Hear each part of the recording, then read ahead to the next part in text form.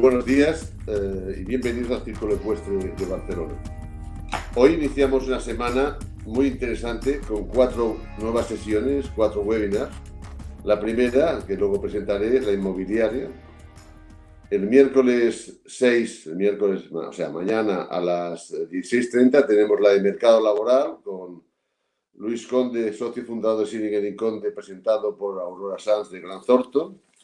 El jueves 7 a las 4 hablaremos de mercados financieros con Carlos Tusquets, presidente del Banco Mediolanum y TREA, y presentado por José María Dols, que es asesor financiero. Y el viernes hemos cerrado un encuentro sobre Europa. El día 9 es el Día de Europa. Hemos cerrado un encuentro sobre Europa en donde intervendrá Dolors Montserrat, que es la diputada al Parlamento Europeo y cabeza de lista en las últimas elecciones europeas. Irache García Pérez, que es eurodiputada también del Partido Socialista y vicepresidenta primera del Partido Socialista Europeo. José María de Areza, profesor de SADE y secretario de la Institute de España. O sea que es una sesión muy buena, muy interesante, porque también hablaremos de Europa y post-COVID, como todas las sesiones que estamos hablando estos días. Y hoy en la sesión de inmobiliario, un sector que me es muy cercano, después de muchos años de trabajar para el sector, es una sesión de enorme interés, como dice su título, el día después, un nuevo sector inmobiliario, y yo diría que contamos con un equipo de gala. Este equipo lo forman Anna Gené, presidenta de Savills Aguirre Newman en Cataluña, Giancarlo García, presidente de Ingersoll Walker, Oriol Barachida, CEO de Cushman & Wakefield, y moderado por una joven y brillante periodista, buena amiga de Expansión, que es Marisa Anglès, que os preguntará, entre otras muchas cosas, cómo veis el sector inmobiliario y qué hay que hacer para salir de esta crisis del COVID-19. Sin más, le cedo la palabra a Marisa Anglès. Muchas gracias. Hola, buenos días a todos. Gracias, Enrique, gracias por lo de joven. Es un placer estar aquí moderando esta mesa, que estoy segura de que será muy interesante porque muchos de vosotros, todo el sector inmobiliario, se está planteando qué mercado inmobiliario nos encontraremos cuando salgamos de aquí. Lo cierto es que el mercado no ha parado. Desde el minuto 1 del confinamiento está habiendo miles de negociaciones, obviamente, entre propietarios e inquilinos. También en el mercado de compraventa hay muchísimos propietarios que necesitan vender. También hay compradores ya con ganas de invertir. Y tenemos aquí a los representantes de 3 inmobiliarias internacionales que están hablando todos los días con todo tipo de inversores internacionales, de grandes fondos institucionales, SOCIMIs, incluso los oportunistas, que también veremos por aquí, hasta Family Office. Yo creo que es una gran oportunidad para que nos cuenten qué está pasando en el mercado y qué impresiones ven. Si os parece, vamos a empezar con una breve introducción por parte de cada uno de ellos y luego entraremos en el turno de preguntas y de diálogo.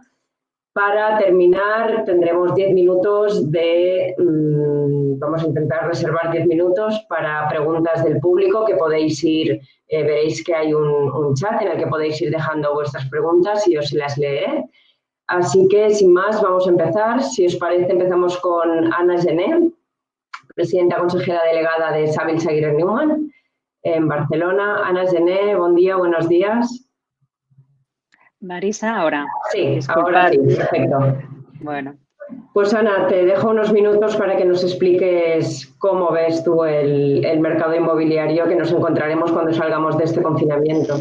Muy brevemente, lo que estaba comentando es que nos encontramos en una situación de paréntesis en la que las operaciones que estaban en marcha pues se han quedado detenidas, congeladas, a la espera de ver cómo la economía retoma el tono.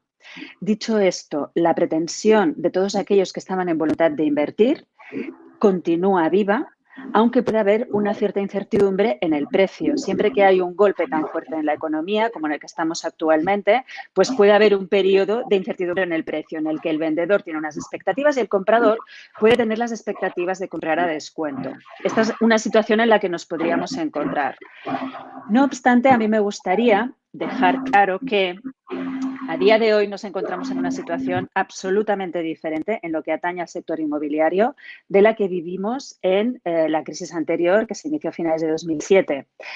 A día de hoy, los propietarios de los principales edificios en Barcelona y Madrid y, en general, los propietarios de edificios en Barcelona, quien tiene patrimonio inmobiliario, se encuentran en una situación de no endeudamiento elevado, de una gran profesionalización.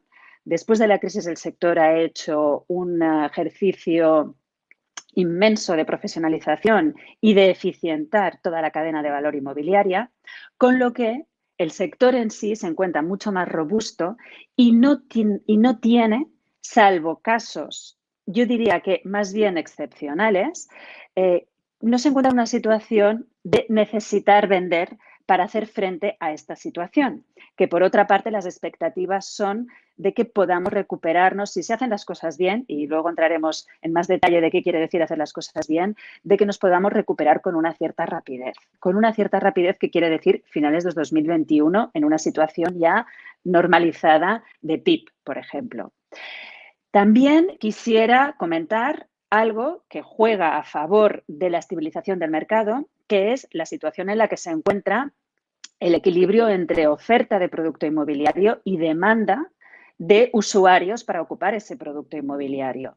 Y yo diría que en concreto en el caso de Barcelona, lo que nos encontramos es justamente, no solamente que no hay sobreoferta como había en la situación de la crisis anterior, que el mercado estaba lleno de activos inmobiliarios que no encontraban quién quisiera ocuparlos, ni pagar unas rentas por ocuparlos, sino que a día de hoy más bien nos encontramos en la situación inversa, que es que hay tensión en tanto en cuanto hay más demanda que no oferta de producto inmobiliario, y me estoy refiriendo en concreto a oficinas. Hay algunas zonas en las que claramente hay escasez de oferta, sería el caso de 22 Arroba, que tiene un ratio de disponibilidad anómalo por lo bajo que es.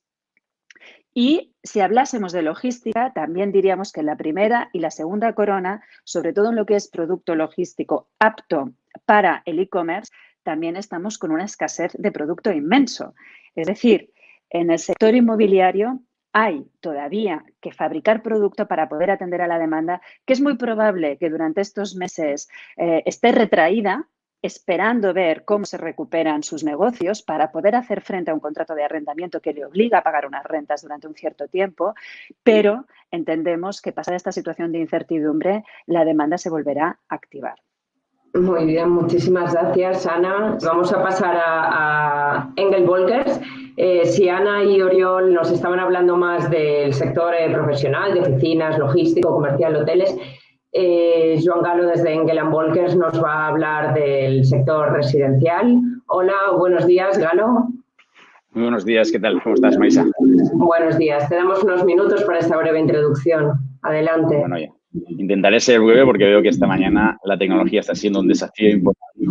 En primer lugar, quería dar gracias al Triple Puesque por la sesión, a Enrique y a su equipo especialmente, a Ana y a Oriol por dejarme compartir espacio con dos grandes referentes del sector. Yo al final entré en el sector en el año 2012. No he vivido tantos ciclos como Ana y Oriol, entonces es una oportunidad fantástica para aprender de dos grandes profesionales. Y a ti, Marisa, que siempre un placer coincidir contigo. ¿Cómo lo veo desde la perspectiva residencial? Pues al final no cambia mucho lo que estaba comentando Ana y seguramente nos dirá Oriol, ¿no? Lógicamente hay un antes y un después. Parece imposible, parece imposible, ¿no? Como el sector en apenas 50 días puede cambiar de una manera tan brusca, tan radical, y es así, es una realidad. El mercado ha cambiado, como sabéis. Una de las principales cosas que tienen que pasar para que alguien compre una vivienda es que tiene que sentir que en el horizonte temporal, en el futuro, tiene confianza, ¿no? Un futuro despejado de incógnitas, donde ve una mejora laboral, personal, a todos los niveles, y esto no es algo que está pasando ahora. Entonces, como decía Ana, ¿no? Es un poco una situación de wait and see. Seguimos teniendo una demanda retenida importante, pero que está un poco a la espera del ajuste de precios. Yo os diría que cada vez menos, porque hoy en día existe tanta información que nuestros compradores y vendedores están muy informados, muy preparados y saben con bastante exactitud dentro de lo que se puede saber, que es poco, porque ya lo vemos. Nosotros, tres profesionales del sector, yo creo que ninguno de los tres somos capaces de analizarlo con muchísima exactitud, ¿no? Cuál es el futuro de los próximos meses, pero lo que está claro es que ahora todo el mundo está en una posición de espera, de ver cómo se acaba de ajustar el mercado y valorar cuál es el mejor momento para llevar a cabo esa operación inmobiliaria. Afortunadamente, nosotros tenemos una demanda embalsada enorme, y estamos viendo cómo la podemos reconducir, lógicamente intentando cerrar esas operaciones que ya estaban señaladas en este año. Perfecto, muchas gracias. En cualquier caso, serán unos meses muy interesantes, seguro. Van a ser los meses más convulsos de los últimos años del real estate, o seguramente los más convulsos. Y un verdadero reto a nivel profesional para todos, seguro. Sin lugar a dudas. Les había propuesto no centrarnos tanto porque en las últimas semanas hemos visto cómo todos los sectores envían su carta a los Reyes Magos al gobierno. No hacemos más que oír peticiones en su mayor parte imposibles, yo creo. Vamos a intentar centrarnos en qué debería hacer el sector privado para salir de esta. Bueno, pues desde mi punto de vista aquí hay que actuar en dos planos. Uno en el corto plazo para tratar de convertir en lugares seguros, sobre todo lo que es el comercio y las zonas turísticas. Entiendo que hasta que no se reabran los aeropuertos va a ser muy complicado que estén en una situación de mediana normalidad, con lo que ahora lo que nos toca recuperar es el comercio. Debemos entender todos que la prioridad debería ser regresar a la vida económica con seguridad. Y esto es lo que el sector privado, obviamente en coordinación con el sector público, tiene que tratar de hacer, convertir sus establecimientos en lugares seguros para que la gente vuelva a consumir. El riesgo de que no consumamos, de que retraigamos el consumo mucho, más allá de lo que esté sucediendo en el sector turístico, que esto obviamente ya estamos hablando más a medio y largo plazo, el riesgo de no consumir, como decía, nos pone en grave peligro de destrucción de puestos de trabajo, de desaparición de empresas, y si esto que va a sucede en un grado muy elevado, podemos entrar en deflación y luego una situación de crisis muy a largo plazo, ¿no? Esa famosa L que deberíamos evitar a toda costa. Dicho esto, entiendo que el sector público lo que tiene que hacer es inyectar liquidez. Europa tiene que entender que tiene que ser solidaria y no dejar morir negocios que eran rentables tan solo unas semanas atrás, y que esta situación obviamente de parálisis de liquidez pues no justifica que muera un negocio simplemente por esta situación tan anómala. Y por otro lado, a largo plazo, ya teniendo una visión más profunda de lo que deberíamos hacer, es, yo creo, que no aplazar dos de los grandes debates que tiene nuestra sociedad y que tiene nuestro mundo económico, que una es actuar con criterios de sostenibilidad. Tenemos que frenar el cambio climático y para ello debemos hacer las inversiones necesarias para la reconversión energética. Y luego otra cuestión fundamental, que es la revolución tecnológica en la que estamos inmersos, que todos sabemos que el uso de la tecnología nos va a eficientar como sociedad, podremos organizar las ciudades de manera mucho más eficientes, pero también entraña riesgos. Tenemos que abrir ese debate del humanismo tecnológico, de cómo podemos hacer que todos estos avances tecnológicos pongan el interés común, el bien común, la humanidad en el centro y que estén al servicio.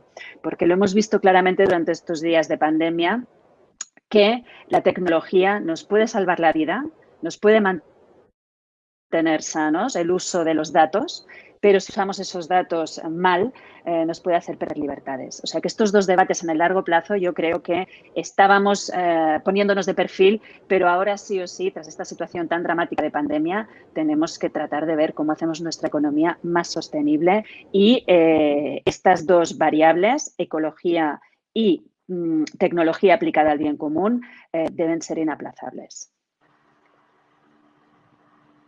Muchas gracias, Ana. Pues volveremos, pero volveremos de una manera distinta y en parte o por una parte mejor.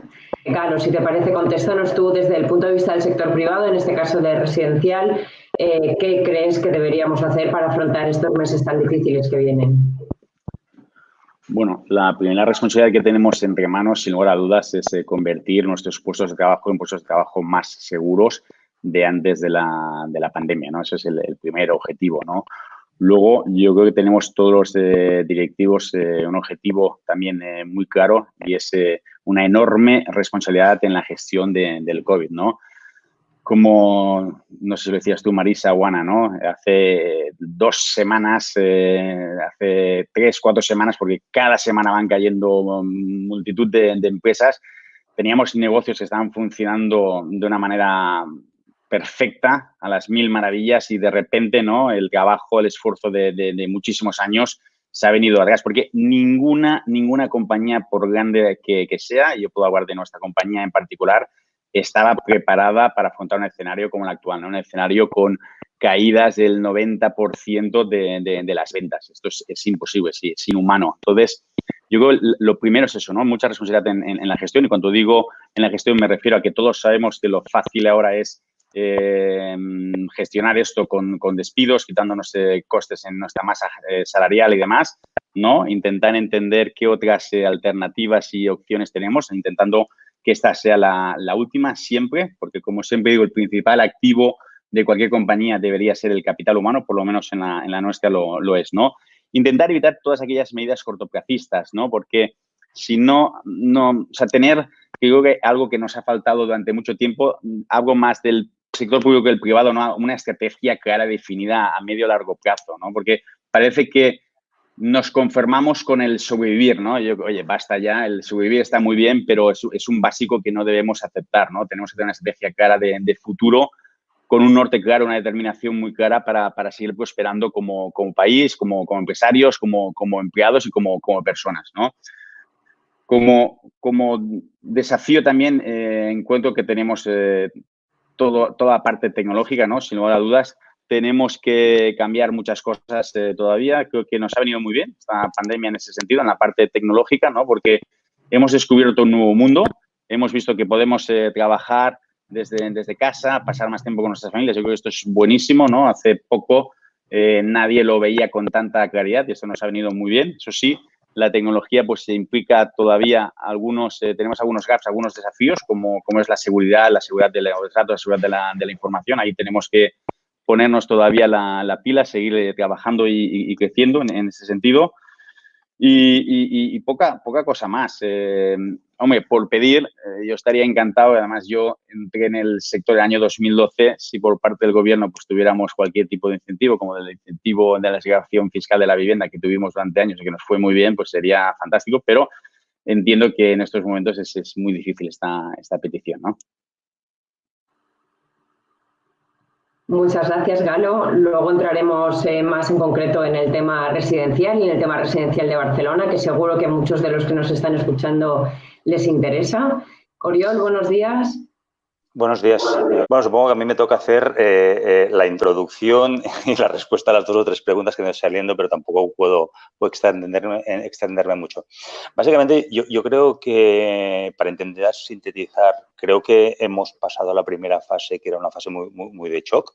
Lo que nos venía era algo absolutamente desconocido y la prioridad era ponernos todos a salvo, intentar aprender a trabajar de esta nueva forma de trabajar en remoto. Yo creo que con la perspectiva de las semanas hemos entrado en una fase que creo que es de muchísimo análisis. Yo creo que es todavía pronto para sacar muchas conclusiones.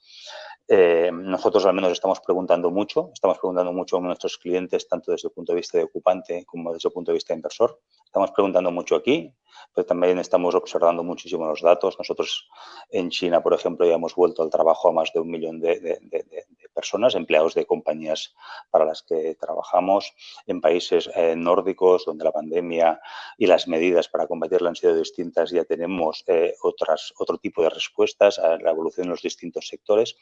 Y yo creo que lo que toca hoy es analizar muchísimo datos e ir intentando aprender cómo están cambiando las cosas para poder adaptarnos debidamente.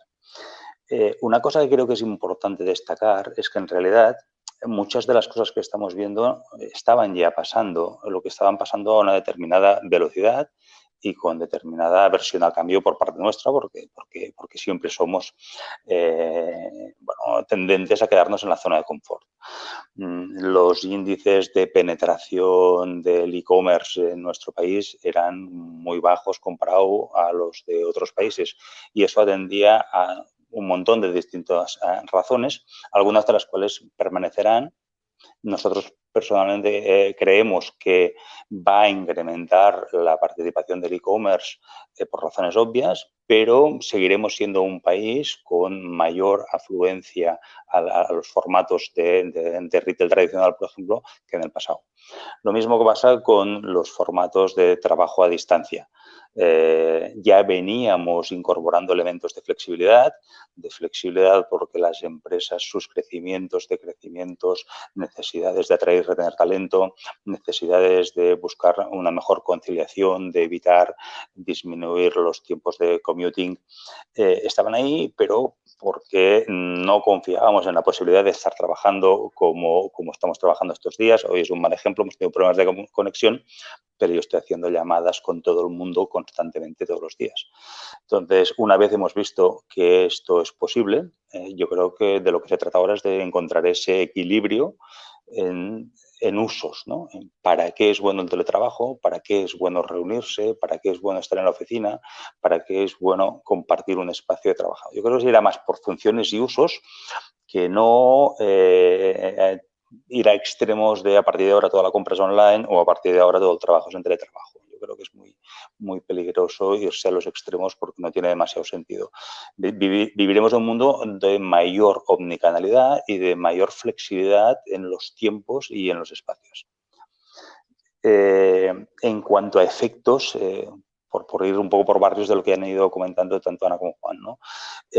Después de unas primeras semanas de shock y parón, al menos en nuestro caso, estamos monitorizando semanalmente actividad en Barcelona, en España y en el mundo y hemos vuelto a recuperar mucha actividad, tanto en el mercado de ocupantes como en el mercado de inversores.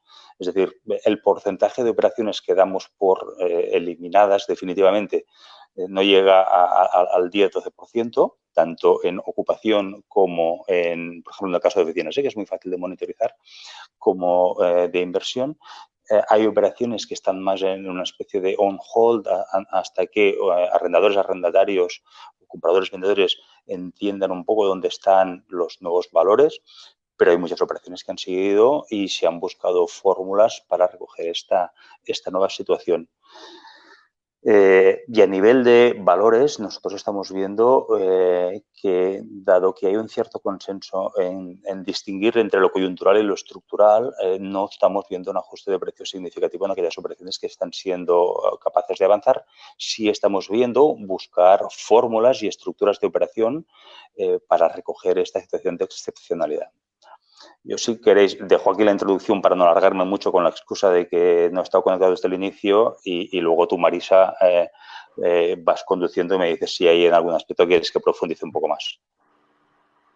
Perfecto, muchas gracias, Uriol. Pues seguro que sí, luego volveremos a entrar en materia de algunos puntos que has tocado. Si os parece, vamos a bajar un poco más al detalle y como consultores que sois, muchas patronales en los últimos días están pidiendo al gobierno que intervenga en el mercado. Los restauradores, las cadenas de restauración están pidiendo que intervengan los alquileres para que se perdonen los alquileres. Los hoteles están pidiendo que se alargue la obligación de estar cerrados para que ellos puedan alargar los ERTEs por causa de fuerza mayor. Pero yo creo que la realidad es que se están produciendo muchísimas negociaciones bilaterales, ¿no? Entre propietario e inquilino. ¿Cómo están siendo, como consultores que sois, cómo están siendo estas negociaciones? ¿Se están aplazando los pagos? ¿Nos estamos endeudando en exceso y estamos dando una patada hacia adelante? ¿Nos encontraremos en 2021 con unos problemas de endeudamiento y de falta de liquidez peores que el segundo semestre de 2020? ¿Cómo están yendo las cosas en este sentido? Yo, si queréis, con que he hablado menos, respondo muy rápidamente y dejo a mis compañeros. Yo creo que, por ejemplo, nosotros en un país como Holanda, que las cosas son muy distintas, que el impacto ha sido muy distinto y que el mindset es muy distinto, hemos sido capaces de establecer una mesa de negociación en la que el gobierno nos ha pedido mediar entre ocupantes y arrendadores en el caso de retail, que es el de mayor complejidad,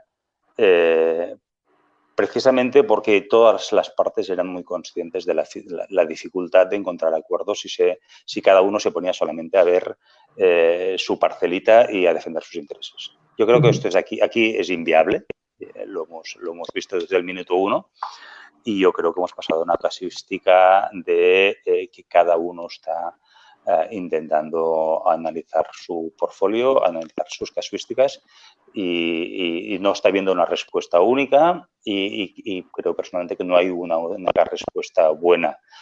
Tanto para el caso de las oficinas como para el retail, estamos viendo los propietarios analizar incluso caso por caso dentro de un mismo portfolio de oficinas las realidades y las necesidades de los ocupantes en función de sus sectores de actividad y del impacto que está teniendo el COVID no es la misma para los que podemos estar en cierta medida seguir continuando trabajando en remoto que en otros.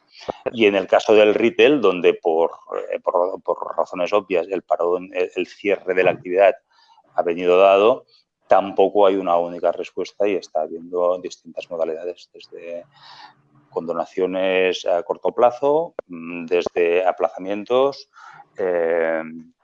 Yo creo que no hay una única respuesta y va a ser muy difícil que haya una única respuesta.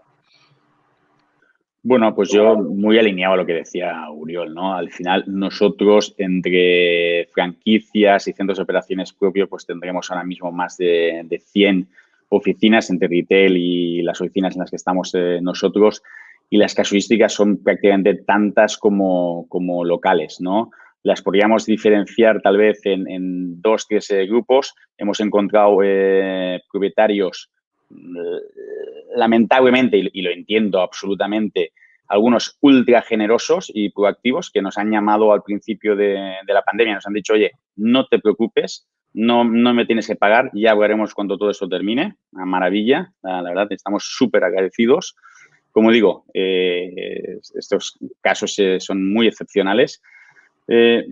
Otros, los más grandes, que no han querido entrar a ningún tipo de negociación, nos han dicho que, bueno, asumen la situación, la entienden, la comprenden y por eso van a ser algo más flexibles en los pagos, pero no han querido llegar a ningún acuerdo, lo cual pues, nos hace gestionar el futuro con bastante dificultades. Y luego otros con los que sí hemos podido llegar a acuerdos o bien llegando a un acuerdo de reducción de precio o de alguna moratoria, ¿no? Postergando parte del pago, ¿no? Repercutiendo ese pago para el año que viene, ¿no? Entonces, eso yo creo que al final es un poco lo que tendría que buscar nuestro gobierno, ¿no? Encontrar una posición en la que hubiera bastante equilibrio, muy balanceada entre lo que decías tú, ¿no? Sobre todo el que no sean medidas cortoplacistas, el pagar la patada para adelante y ya, oye, el año que viene ya nos lo encontraremos, ¿no? Entonces, una de ellas que yo considero que estaría francamente bien sería que por parte del Estado, no sé, se hiciera cargo del 50% de estos alquileres y el resto, pues que lo pudieran pagar los empresarios, no sé, en un año repercutido en el alquiler del siguiente, ¿no? Porque, insisto, esto es una situación que nos ha venido a todos de forma repentina, que nadie lo esperaba y son compañías que hace unas semanas funcionaban muy bien y es una pena que ahora por un problema puntual de tesorería, ¿no? Pues estas compañías se vean en estas dificultades. Entonces, bueno, como siempre, un equilibrio creo que es lo que vendría bien y como digo, como resumen, en nuestro caso lo que hemos visto es que tenemos tantas casuísticas como locales y retail prácticamente y oficinas. Bueno. Y Galo, dinos, en el mercado particular, residencial particular, ¿qué está pasando con estas negociaciones que se han quedado interrumpidas por la pandemia? Pongamos el caso de un comprador y un vendedor de un piso que habían firmado arras y que todavía no habían firmado la compraventa. El comprador está apretando, vuelve a haber negociaciones. Hay un poco de todo, ¿no? Afortunadamente, gente pues muy seria, muy profesional y respetuosa con el sector, que entiende que la situación es la que es, firmó un contrato de arras y en base a ese contrato de arras pues sigue evolucionando la operación y en ese sentido ya te digo, ningún problema, pero tenemos muchos otros casos donde el comprador, aprovechando un poco la situación del mercado, está renegociando, ¿no? y no está renegociando 5 o 10%, se está renegociando de manera bastante más agresiva. Tenemos ya algunos casos, porque pedí esta mañana que me mandaran algunas situaciones reales de mercado y tenemos casos donde se han llevado a cabo reducciones del 40%. Y esto básicamente obedece en zona alta, donde digamos que la situación de la pandemia más ha afectado a un perfil de microempresario, propietario de una pequeña pyme, que ha visto como su negocio, pues no sé cuántas semanas llevamos ya, 50 días, pues no lo está soportando y lógicamente necesita liquidez y está dispuesto a vender y a vender 25, 30, 75% más alto. Y esta es una realidad. Entonces, bueno, lamentablemente tenemos este tipo de situaciones. Será un año de oportunidades. Desde luego, no sé si en este sentido Ana y Oriol quieren añadir algo respecto a los precios. Sí. No sé si en el mercado profesional habrá tantas oportunidades debido a la gran demanda que había insatisfecha. Mira, yo os doy nuestra opinión, que estamos hablando con fondos internacionales cada día para ver su posicionamiento. Y yo lo que veo es una gran diacronía entre la posición del que quiere comprar y la posición del que tiene el activo. El que quiere comprar, estamos hablando de perfiles oportunistas que han levantado dinero expresamente durante este periodo de confinamiento para poder estar preparados y atacar operaciones con descuentos relevantes y están, de momento, con el dinero en la mano, esperando ver estas operaciones que todavía no ven. En nuestra opinión, si las va a ver o no, evidentemente dependerá mucho de si la economía se sigue deteriorando o no.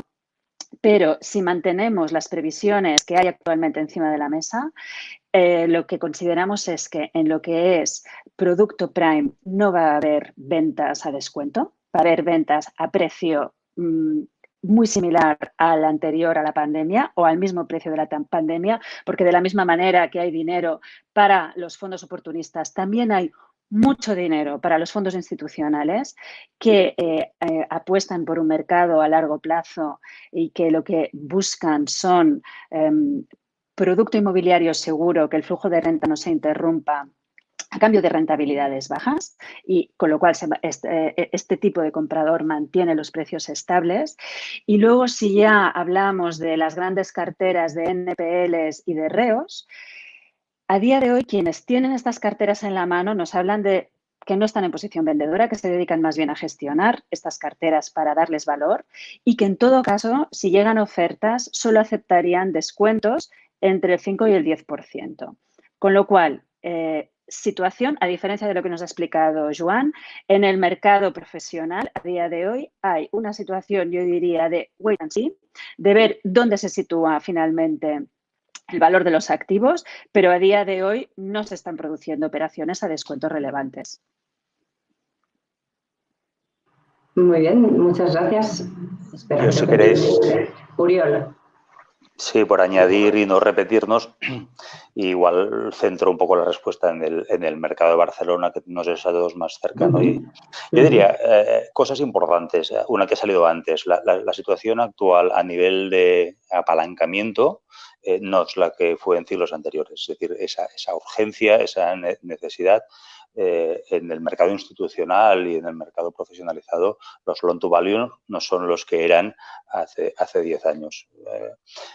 Esto en primer lugar. En segundo lugar, respecto a la diferencia en la situación de crisis anterior, yo creo que hace relativamente muy poco que estábamos muy bien. No es una situación de deterioración, de excesivo apalancamiento y de fundamentales que no estaban funcionando. Y tenemos una expectativa, que supongo luego hablaremos de ello, de que con mayor o menor velocidad y pendiente, la recuperación está, entre comillas, a la vuelta de la esquina. Es decir, no nos estamos poniendo en escenarios de mucho tiempo para recuperar, como nos pasó en la crisis anterior, ¿no? ¿Esto qué hace? Pues que hoy en día no tiene demasiado sentido plantearse un mercado oportunista. Hay mucho dinero institucional, hay mucho dinero core, que yo creo que no tiene sentido que se presente en un mercado donde hay una situación coyuntural a buscar valores de distress, ¿no? Sería una contradicción bastante importante. Entonces, en este sentido, si lo bajamos a un mercado como el de Barcelona, pues si te vas a las fundamentales de una demanda que ha sido sólida y sostenida, que es cierto que en el primer trimestre fue menor, como es obvio, ante una situación, sobre todo en la última parte de la segunda quincena de marzo, donde el mercado se para del todo, pero los fundamentales de mercado de ocupación son buenas, la tasa de disponibilidad de productos bajísima, la tasa de disponibilidad de producto de calidad, de acuerdo con las nuevas necesidades de los ocupantes, es todavía más baja. Y el pipeline, el producto en curso que venía para reequilibrar un poco este desfase de oferta y demanda, era un pipeline que estaba muy controlado, sobre todo 2020 y 2021, donde mucho de este pipeline ya estaba prealquilado y donde el crecimiento del stock para la segunda mitad a partir de la segunda mitad del 2022, pues seguramente con algo más de incertidumbre y con algo menos de acceso a financiación, pues será menor, con lo cual riesgo de sobreoferta no lo hay. Si las fundamentales vuelven a, pues, ni que no sea a los brillantes niveles de 2019, pero un poco en la media, si miramos series históricas, la media de los últimos 5 o 6 años, es un mercado que se presentará en equilibrio. Con dinero institucional, con financiación, no tendría sentido ir a ajustes de precios significativos. Por centrar la respuesta. Si queréis, el mundo del retail, el mundo de centros comerciales, yo creo que merece siempre una explicación aparte porque ya venía de una transformación muy profunda, donde lo que tiene que cambiar es un poco ese patrón de omnicanalidad, de flujos y fluencias buscando lo experiencial porque lo demás lo puedes hacer online. Ahí sí que hay una transformación más importante que ya estaba y que esto lo que pasa ahora un poco llueve sobre mojado y ahí sí que tendremos que ver, sobre todo para determinado sector de los centros comerciales, cómo, depende de lo que se alargue esto, cómo aguanta el sector. Bueno, has tocado ahí un tema importante que es en qué posición se queda Barcelona después de esto. Es cierto que Barcelona ha sido durante los últimos años la niña bonita del mercado inmobiliario europeo, pero también es verdad que somos uno de los países de Europa que más está sufriendo de esta crisis sanitaria y sobre todo uno de los que tiene una mayor exposición al turismo internacional. Y ahí digo España, pero también sobre todo Barcelona, que es la ciudad con una mayor exposición al turismo extranjero, con más de un 80% sobre el total de turistas internacionales. Vosotros que estáis hablando continuamente con el mercado inversor, como os decía antes, que estáis hablando a diario con toda esta comunidad inversora, ¿en qué posición creéis que se va a quedar Barcelona respecto a otros mercados europeos? Bueno, yo si queréis, que soy el más breve, al final en el residencial no pasan cosas tan interesantes. Yo os diría que la marca Barcelona va a estar siempre ahí, ¿no? Barcelona al final tiene una localización que no va a cambiar nunca de lugar y unas ofertas gastronómicas y culturales y todos sabemos la seguridad jurídica que tenemos y demás. A pesar de que en los últimos años no hemos pasado por el mejor momento, Barcelona siempre va a seguir estando ahí y siendo muy atractivo para cualquier inversor que está pensando en comprar no sé, en Roma, en París o en Londres, porque seguimos teniendo precios súper competitivos, ¿no? Otra cosa es que el COVID, lógicamente, nos está dejando un escenario algo diferente. Como responsable de Iberia, pues puedo comentar que ahora mismo en Portugal, en Lisboa, que se ha gestionado de una manera totalmente distinta o que ha afectado, no me gusta hablar de gestión porque esto al final cada uno tiene su opinión, pues la situación es algo diferente. Yo creo que en el medio-largo plazo Barcelona va a seguir siendo una ciudad súper competitiva, muy de moda y donde vamos a seguir teniendo una demanda muy alta. Entre otras cosas, porque prácticamente no tenemos oferta, ¿no? Y esto hace que Barcelona, en ese sentido, va a seguir siendo súper competitiva en materia de precios. A mí me gustaría puntualizar lo que comentaba antes. Yo lo cuento, es casi la anécdota, pero es una realidad y no hablo de sensaciones, hablo de un caso real que os comentaba antes de un descuento de un 40%, ni mucho menos, y afortunadamente no es no es lo que está sucediendo, pero sí que es verdad que tanto particulares como pequeños inversores no se ponen a hablar contigo si no hay un descuento de un 10% encima de la mesa. Y ese es un poco el nuevo escenario en el que nos vamos a encontrar ahora, ¿no? Compradores, inversores ofertando por 10 activos para finalmente comprar 2, que van a empezar a negociar contigo con un descuento del 10% y seguramente no cerrarán si el descuento no llega al 20%, ¿no? Entonces, bueno, esto es la nueva situación de mercado que considero que hasta final de año nos la vamos a encontrar con bastante fuerza y en el 2021 con una estimación del PIB, hablan los expertos, cercana entre el 4 o 5%, es otro escenario totalmente distinto. No creo que los precios vayan a sufrir una fuerte subida, más bien las transacciones, pero el precio al final creo que no vamos a recuperar el precio del 2019 probablemente hasta el 2021, con lo cual yo creo que tenemos un 2021 afortunadamente, bastante diferente a lo que nos vamos a encontrar de aquí a final de año. Gracias, Galo. Tenemos a Ana otra vez con nosotros. Ana, no sé si has podido oír la pregunta. Les preguntaba en qué posición se queda Barcelona después de esta crisis. Ya sabemos que tú eres una gran embajadora de la ciudad, pero hay que reconocer que tenemos una gran exposición al turismo extranjero y que el sector turístico y por extensión logístico, comercio, etcétera, pues va a sufrir mucho. ¿En qué posición se queda Barcelona respecto a otros mercados o destinos de inversión de Europa? A ver, Barcelona efectivamente muy dependiente del turismo externo. Está ahora en una situación que tenemos que esperar a que los aeropuertos se reabran. Dicho esto, este tiempo no tiene por qué ser perdido, sí lo va a ser en cuanto a ingresos, obviamente, pero no debería serlo en cuanto a prepararnos para cuando volvamos a la normalidad, porque sabemos que volveremos a la normalidad. Y Barcelona tenía otra vez otro debate pendiente. Es que lo que ha sucedido con la pandemia es que situaciones que íbamos tirando porque la economía empujaba, pero que eran temas que no teníamos bien resuelto, ahora han explotado. Y yo creo que en el turismo no deberíamos perder la oportunidad de reformular totalmente el modelo turístico de Barcelona, que a mi modo de ver debería, para empezar, soltar las tensiones que ha habido con la ciudadanía, porque es cierto que hay en determinados puntos de la ciudad donde los turistas se concentran de una manera que causan molestias y esto con una buena gestión se podría solventar, muchas veces con determinadas operaciones de microcirugía urbana, como puede ser hacer un parking subterráneo para autobuses. Nos quitaríamos mucho problema de encima y hay que ir viendo qué partes de la ciudad están sufriendo en especial.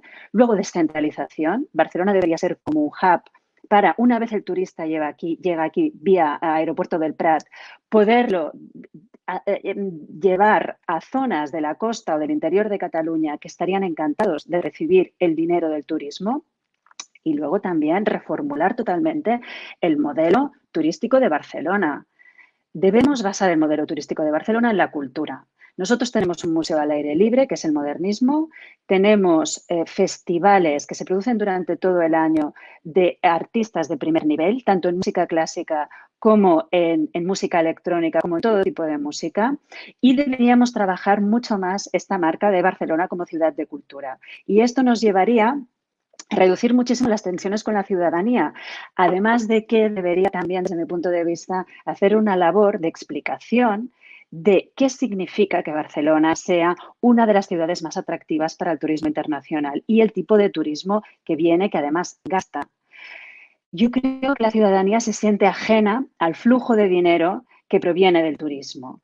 Y esto, desgraciadamente, ahora vamos a ver hasta qué punto era transversal esta riqueza que caía en toda la ciudad. Y debemos cambiar el chip del turismo. En lugar de detestarlo, debemos aprender a gestionarlo para que la experiencia tanto del ciudadano como para el que nos visita sea satisfactoria. Y un último apunte. La gestión del turismo debería ser en colaboración público-privada. No puede ser que el sector político, el mundo político y el sector privado hablen tan poco en relación a algo que es tan capital para nuestra ciudad como es la riqueza que emana del turismo. Y bueno, yo creo que con eso, si nos dedicamos estos meses a reflexionar sobre todo esto, a hacer las reuniones oportunas y a reformular cómo se vende Barcelona al mundo, nos iría mucho mejor en cuanto regrese la normalidad. Pues yo Muchas gracias. Sí, Oriol, ¿querías añadir algo? Sí, bueno, si quieres, un poco por responderte a la pregunta también y por coordinarlo con lo que comentaba Ana, que estoy 100% de acuerdo, yo creo que es algo que llevamos mucho tiempo trabajando, que ya no es un modelo de turismo, es un modelo de ciudad. Y este modelo de ciudad, además tenemos la suerte que tenemos una ciudad muy fácil y muy manejable. Es una ciudad que ya a mí que me toca hablar de ella por todo el mundo y compararla con otros mercados, pues una ciudad que al final es de 10 por 10, muy limitada entre mar, montaña, río, con el aeropuerto muy cercano y con unas buenas infraestructuras de transporte público, tiene unas grandes ventajas, pero para jugar en la Champions League global a veces necesitamos un tema de tamaño. Y yo creo que lo que nos ha pasado ahora, para seguir con el planteamiento de Ana, de aprovechar el tiempo y aprovechar la dramática situación que nos ha tocado vivir, pues el contexto Barcelona en sentido amplio y menos limitada nos ayuda a esponjar. Yo creo que un virus como el que nos ha tocado vivir nos está poniendo a todos en la cabeza, o nos debería estar poniendo a todos en la cabeza, los distanciamientos sociales, las no aglomeraciones, y esto aplica al turismo en determinadas zonas de la ciudad, aplica a concentraciones de mercado de oficinas. Estamos viendo en otros mercados un fenómeno de lo que se llama satelización. ¿Por qué todo el mundo tiene que entrar a la vez para irse a trabajar a una determinada zona de Barcelona? A lo mejor tú puedes mantener una nave nodriza, hay una parte que puedes hacer de teletrabajo, no cada día hay que ir a la oficina, no todo tiene que estar en el centro de las ciudades, puedes tener una parte muy importante en el centro de la ciudad y puedes tener apéndices en otras zonas donde gente que vive en otras partes de la ciudad puede conmutar.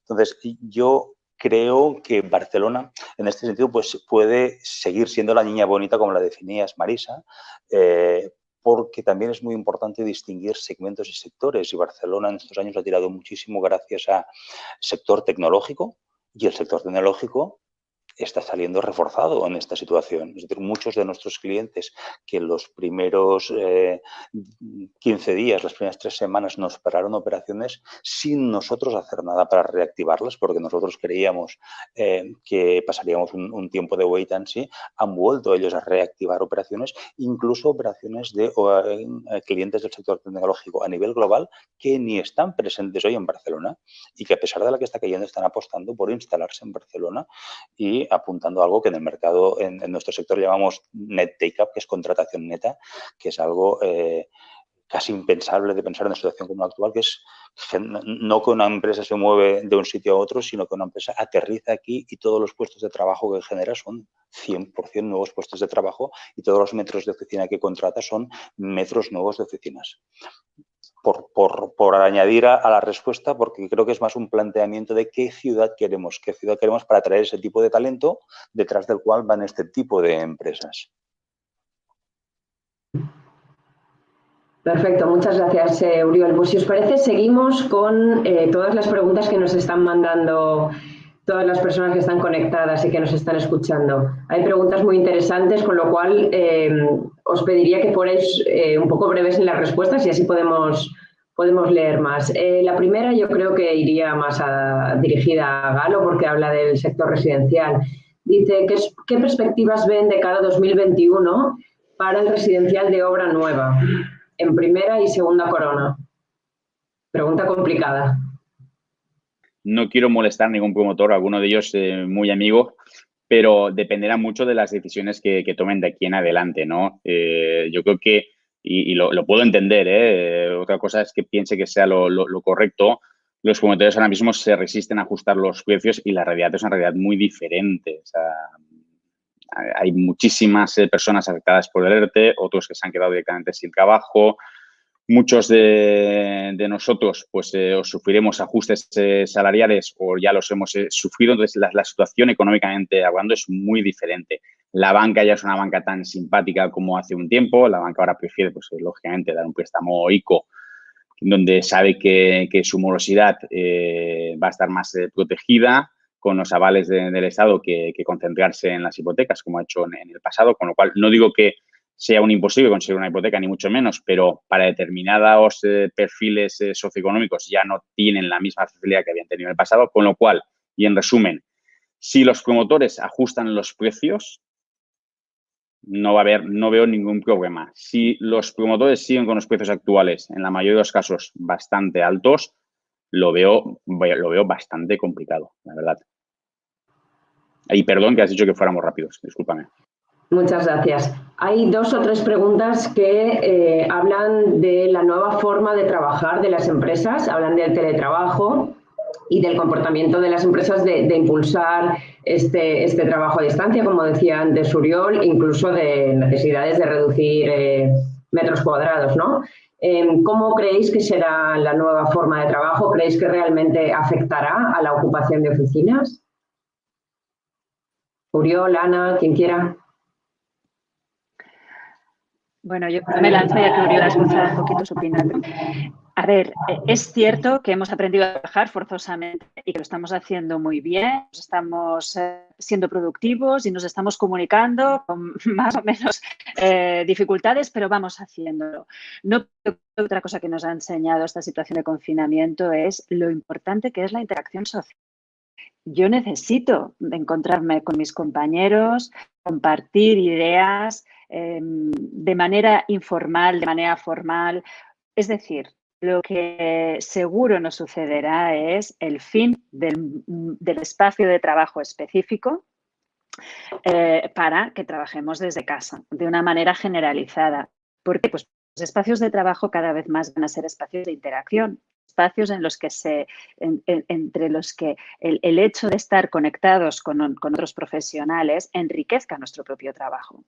Y luego también otro dato que quisiera trasladar es que últimamente se había reducido mucho el ratio de metro cuadrado por trabajador. Habíamos llegado a una situación en la que los trabajadores estaban trabajando de una manera codo con codo prácticamente. ¿Por qué? Pues porque esto suponía ahorros para la empresa que alquilaba menos metros cuadrados y tenía que satisfacer una renta inferior. Pero esto a día de hoy está totalmente en duda. Es seguro para los profesionales que haya una distancia física del otro que está trabajando al lado. Con lo que, si metemos todo esto en el cóctel, el convencimiento de que la interacción social es relevante, la necesidad de guardar un distanciamiento físico, junto con el hecho que, por supuesto, habrá más teletrabajo tras esta experiencia de confinamiento, tiene que haber una búsqueda de eficiencia, una búsqueda de la felicidad del empleado. Y cuando digo felicidad, me refiero a compromiso con la empresa, lazos, afectos con los compañeros, porque esto al final, obviamente, todos sabemos, y por eso las empresas lo buscan. Oriol, antes de que intervengas, quería leerte otra pregunta que habla concretamente del 22 @. Como todos sabéis, se están levantando muchísimos edificios, un gran volumen de metros cuadrados de oficinas que saldrán al mercado en 2021. No sé si estos promotores deberían estar preocupados o, como dice Ana, bueno, ¿cómo lo ves y cómo afectarán a las rentas de estos nuevos proyectos en desarrollo? Yo creo que es un mito que nosotros hemos intentado con datos eliminar. Si miramos lo que hay a día de hoy en construcción en 22 @ lo ponemos en el contexto de la ciudad. Ya no digo de la ciudad en sentido amplísimo, que es como la deberíamos estudiar, que el mercado de oficinas Sant Cugat es mercado de oficinas de Barcelona y Cornellà es mercado de oficinas de Barcelona. Pero incluso si lo miráramos en sentido estricto de la ciudad de 10% que definía antes, la situación actual de disponibilidad no viene ni paliada con el stock que hay en construcción. O sea, a mí no me preocupa para nada lo que hay en desarrollo. Como decía antes, además de que no es mucho, además hay un porcentaje muy importante que ya está prealquilado. Venimos de un par de años donde el prealquiler en Barcelona había roto todas las barreras históricas y se han prealquilado edificios enteros antes incluso de iniciar obras. Se han prealquilado edificios enteros 12 meses antes de terminar las obras. Entonces, en este sentido, yo no estaría para nada preocupado y sí me gustaría dar un mensaje de cierta tranquilidad. sostenibilidad.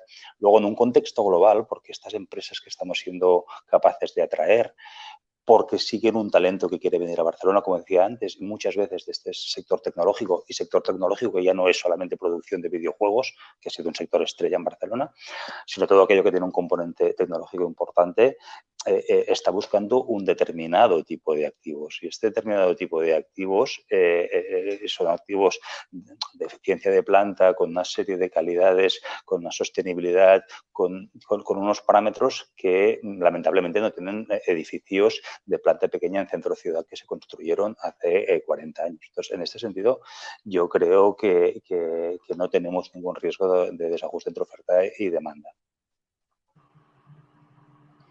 Pues muchas gracias, Oriol.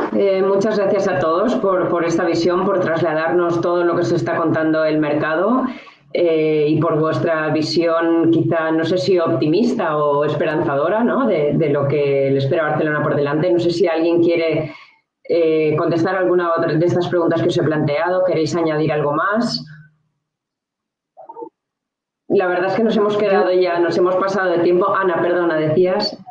No, que no quisiera tiempo. Está bien. Yo creo que han salido todos los temas más relevantes, o sea que gracias. Pues muchas gracias a los tres. Espero que nos podamos ver pronto en directo, ¿no? Para poder comentar sin estos problemas tecnológicos, pero bueno, aún así, hasta que podamos hacerlo, la verdad es que yo creo que estas reuniones virtuales ayudan mucho a la gente del sector a ver lo que está pasando. Y bueno, pues sin más, damos paso a Enrique Lacalle, que quería concluir esta sesión. Hola, Enrique, y gracias a todos de nuevo. Muchas gracias. Gracias, Marisa, y gracias a Joan Galo, a Ana, a Gené y a Oriol. Yo creo que ha sido una sesión muy interesante. Y habéis dicho cosas que yo me he ido anotando y que coincido con muchas de ellas. Por ejemplo, que la inversión está viva, pero está esperando precios. En algunos casos. También coincido con lo que ha dicho Joan, o ha dicho Ana, que el producto Prime tiene que mantenerse, no es un producto discutible, está como está. Que hay un antes y un después, pero siempre se necesita confianza para comprar. Había una cosa que no habéis dicho, que yo he notado desde hace un tiempo a esta parte, es que los particulares extranjeros que alquilaban o compraban pisos en Barcelona, fruto de la política de los últimos tiempos y todo lo que ha pasado, no recordaremos, se han ido muchos. Y esto ha sido una pérdida muy importante que había que recuperar. El dinero es cobarde y el dinero hay muchísimo, pero es cobarde. Se ha demostrado también que somos un país disciplinado y que ha funcionado muy bien el teletrabajo. Y yo acabaría diciendo que en cuanto a mejorar el turismo, yo estoy por esa labor desde siempre, ¿no? Pero turismo de más nivel. Tenemos que conseguir un turismo de mayor nivel, no el turismo de chiruca y que gasta poco dinero, que no sé, no me acaba de convencer el turismo último de Barcelona. Tenemos que vender Barcelona al mundo, aunque será difícil si los gestores actuales no dan un mensaje diferente del que está dando en estos momentos. Nosotros pusimos a Barcelona, a esta ciudad, la pusimos en el mapa del mundo, conseguimos que fuera una ciudad top, una ciudad envidiada. Cualquier sitio que íbamos viajando vendiendo Barcelona, pero yo recordaba vender Barcelona, cuando decías Barcelona siempre era inalterablemente o Barcelona, de admiración, y hoy este o Barcelona ya no existe. No existe parcialmente, pero Barcelona tiene todas las posibilidades de volver a ser la Barcelona que fue. O sea que, con este mensaje optimista, yo quiero acabar. Gracias al nombre del Círculo Ecuestre, gracias por vuestra participación, vuestra profesional participación, y hasta la próxima. Gracias, Marisa, por todo.